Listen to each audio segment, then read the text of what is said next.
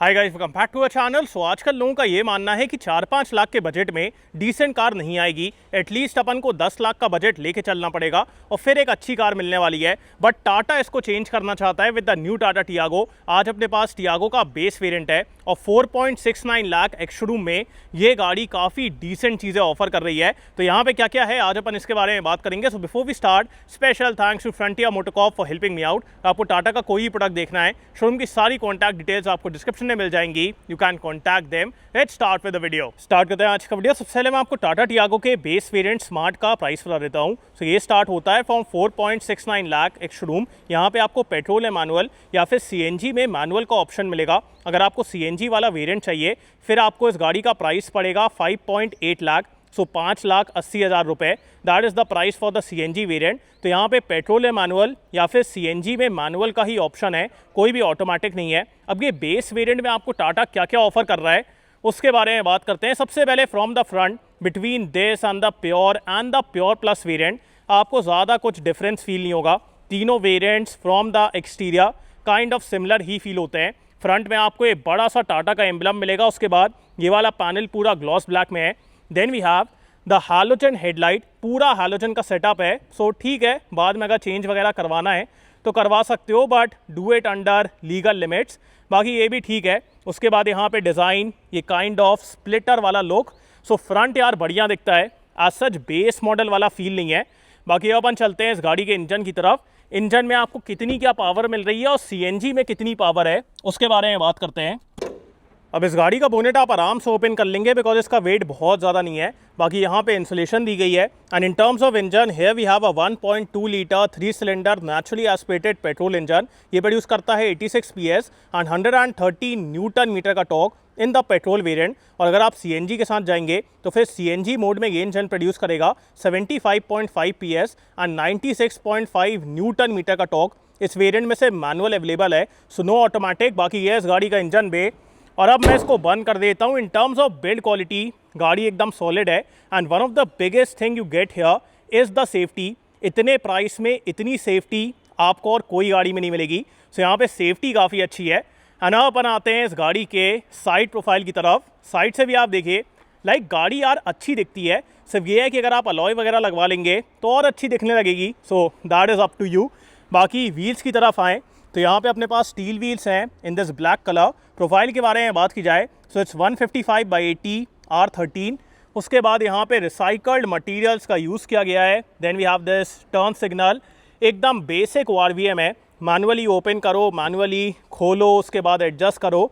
So everything is basic. उसके बाद basic door handles, ऊपर की तरफ कोई भी एंटेना नहीं है। अनापन आते हैं इस गाड़ी के रियर लुक की तरफ।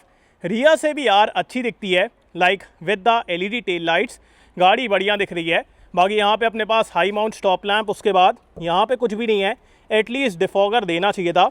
बाकी अगेन रिसाइकल्ड मटेरियल्स, यहाँ पे LED टेल लाइट्स हैं। Then we have 2 rear parking sensors. Camera नहीं है बट 2 पार्किंग सेंसर दिए गए हैं, सो वो एक अच्छी चीज़ है। और यहाँ पे टियागो लिखा हुआ है। सो ये था इस गाड़ी का एक्सटीरियर। बाहर से आपको कैसी लग रही है वो कमेंट से बताएं। ना अपन चलते हैं इसके बूट की तरफ। सो बूट ओपन करने के लिए पीछे की तरफ कोई भी रिक्वेस्ट सेंसर नहीं है। आपको सबसे पहले आगे की तरफ आना पड़ेगा, उसके बाद यहाँ से ओपन करना पड़ेगा। सो दिस आई फील कि यार एटलीस्ट एक बटन तो देना चाहिए, कोई बहुत बड़ी चीज़ नहीं है, उससे सहूलियत काफ़ी हो जाती है, बट वो नहीं दिया गया है। सो अंदर से ही आपको ओपन करना पड़ेगा। उसके बाद इन टर्म्स ऑफ स्पेस उसके मामले में कोई दिक्कत नहीं है। सिंगल आपको सीट मिलेगी और यहाँ पे काफ़ी अच्छा स्पेस है। लोडिंग लिप है, but looking at the segment मैं ज़्यादा कंप्लेन नहीं करूँगा। ऑल्सो इस वेरिएंट में आपको स्पेयर व्हील नहीं मिलेगा। We just have a puncture repair kit. So यहाँ पे कोई भी स्पेयर व्हील नहीं है। अगर आप इससे ऊपर जाते हैं विद द प्योर वेरिएंट तो फिर आपको वहाँ पे स्पेयर व्हील मिलेगा। सो वो मेरे को लगा कि यहाँ पे भी स्पेयर व्हील देना चाहिए था। बाकी इसके नीचे आपको और स्पेस मिल जाएगा और अगर आप अलग से स्पेयर व्हील लेना चाहते हैं सो वो आप करके यहाँ पे रख सकते हैं। So that can be done. उसके बाद यहाँ पे हुक्स वगैरह दिए गए हैं and the space is good, not a major problem. और अब मैं इसको बंद कर देता हूँ। अनाव अपन चलते हैं अंदर की तरफ। तो सबसे पहले एकदम बेसिक हैंडल्स, उसके बाद यहाँ पे ये स्टिक दी गई है जिससे आप ORVM को एडजस्ट कर पाएंगे। कोई भी पावर विंडो वगैरह नहीं है, सो मैनुअल विंडोज़। उसके बाद ये पूरा फैब्रिक दिया गया है same like top end variant. Door pockets are good enough. चाबी के बारे में बात की जाए सो की फॉब एकदम बेसिक है। की फॉब क्या, नॉर्मल चाबी है। उसके बाद हाइट एडजस्टेबल ड्राइवर सीट वगैरह वो सब आपको यहाँ पे नहीं मिलेगा। बाकी thigh support and all is good. अपन चलते हैं अंदर की तरफ। अब जैसे ही आप इस गाड़ी के अंदर बैठेंगे between this and the pure variant आपको ज़्यादा कुछ डिफरेंस वगैरह फील नहीं होगा, बिकॉज मटेरियल्स काफ़ी सिमिलर हैं। यहाँ पे भी ये फैब्रिक फिनिश दी गई है, फ़ोन रखने के लिए स्पेस है, और जो एसी वेंट्स हैं वो एकदम हैरियर इंस्पायर्ड है। सो ये सब आपको यहाँ पे सेम मिलेगा। बाकी स्टार्ट करते हैं इसके स्टेयरिंग से। सो स्टेयरिंग में अब आपको ज़्यादा बटन्स नहीं मिलेंगे। फ्लैट बॉटम है, नया वाला स्टेयरिंग व्हील है, बट इसमें ज़्यादा कोई बटन्स वगैरह नहीं है। सिर्फ यहाँ पे आपको इंस्ट्रूमेंट क्लस्टर का कंट्रोल मिलेगा। उसके बाद यहाँ पे हेडलाइट के controls and then we have the wiper controls. Steering में सिर्फ टिल्ट का एडजस्टमेंट है, टेलीस्कोपिक नहीं है, विच इज़ प्रिटी ऑब्वियस। उसके बाद अब अपन आते हैं इस गाड़ी के इंस्ट्रूमेंट क्लस्टर की तरफ। सो ये आप देख रहे हैं it is same like the top end variant. यहाँ पे टैकोमीटर, उसके बाद क्लॉक, ओडोमीटर, और उसी के साथ साथ ट्रिप ए, ट्रिप बी, ये सब आपको देखने को मिलेगा। रियल टाइम माइलेज सो बढ़िया है यार, रीड वगैरह करने में कोई दिक्कत नहीं है and it looks very futuristic. बाकी compare to the pure variant यहाँ पे आपको BYOD नहीं मिलेगा। सो आपको कोई भी स्पीकर्स नहीं मिल रहे हैं, आप ब्लूटूथ से कनेक्ट करके गाने वगैरह यहाँ पे नहीं सुन पाएंगे। सो आपको स्पीकर वगैरह लगवाना पड़ेगा। बाकी यहाँ पे फ़ोन रखने के लिए बढ़िया स्पेस, मैनुअल AC कंट्रोल्स हैं which is pretty obvious, but ये अच्छा है कि फिजिकल बटन्स हैं। उसके बाद यहाँ पे फ़ोन रखने के लिए दो स्पेस दिया गया है। Gear lever is very basic.